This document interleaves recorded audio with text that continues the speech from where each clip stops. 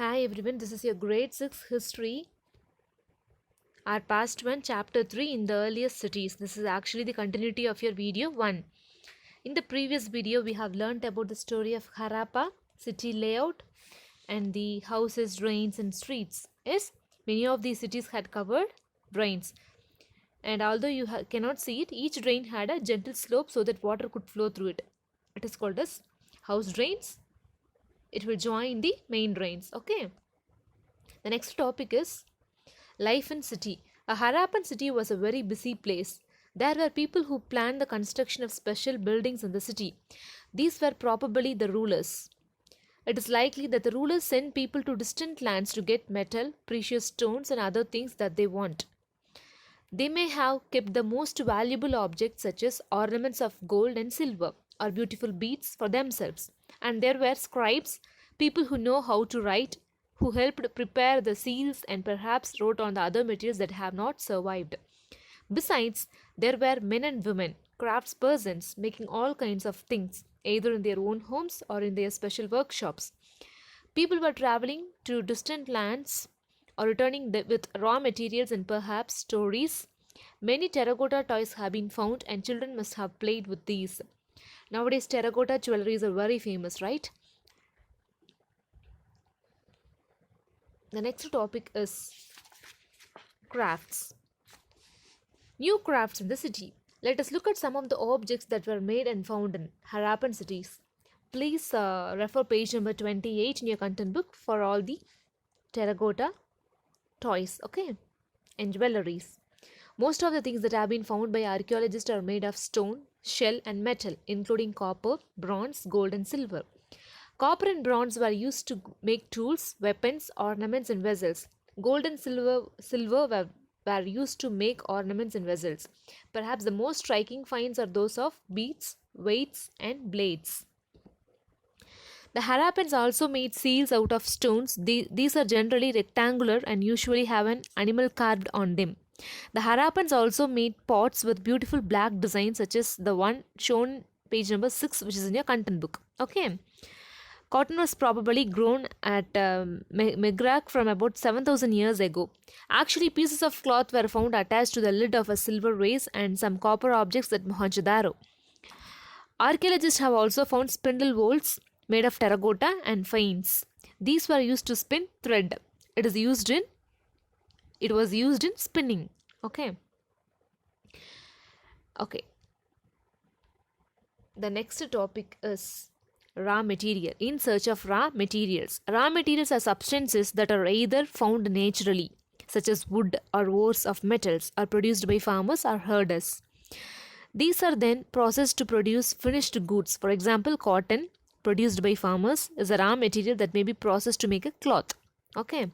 While some of the raw materials that the Harappans used were available locally, many items such as copper, tin, gold, silver, and precious stones had to be brought from distant places.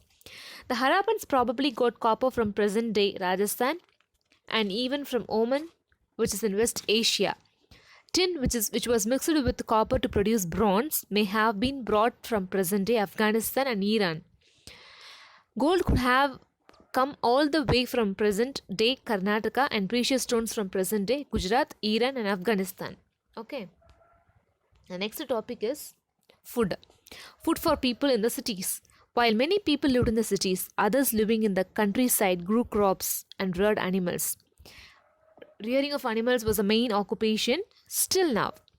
These farmers and herders supplied food to craftspersons, scribes, and rulers in the cities.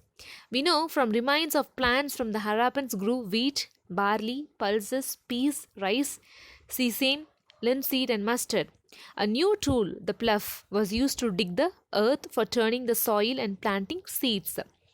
While real ploughs, which were probably made of wood, have not survived, toy models have been found, as this region does not receive very heavy rainfall. Some form of irrigation may have been used. This means that water was stored and supplied to the fields when the plants were growing. The Harappans also reared cattle, sheep, goat, buffalo. Water and pastures were available around settlements. However, in the dry summer months, large herds of animals were probably taken to greater distances in search of grass and water. They also collected fruits like bear, catfish, and hunted wild animals like the antelope. Okay. The next topic is Harappan towns in Gujarat. The city of Dholavira was located on Kadir Bait, also spelled as Kadir Bet, in the Ran of Kutch, where there was fresh water and fertile soil.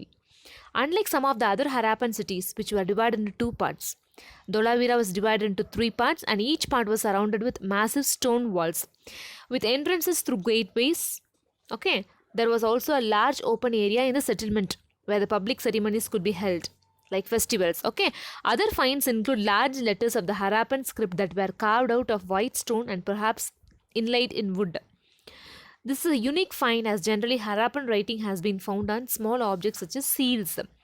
The city of Lothal stood beside a tributary of the Sabarmati in Gujarat, close to the Gulf of Kambat.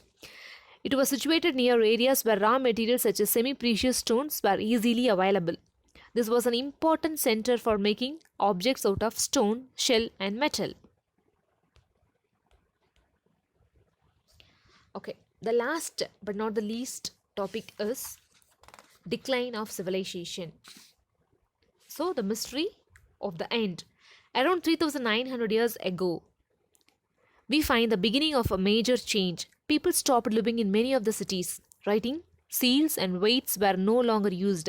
Raw materials brought from long distance became rare. In Mohenjo-daro, we find that garbage piled up on the streets, the drainage system broken down, and new, less impressive houses were built even over the streets. Why did all this happen? Do you know the reason? We are not sure. Some scholars suggest that the rivers dried up. Okay.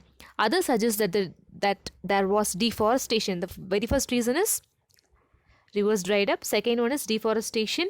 The third one is this could have happened because fuel was required for baking bricks and for smelting copper ores.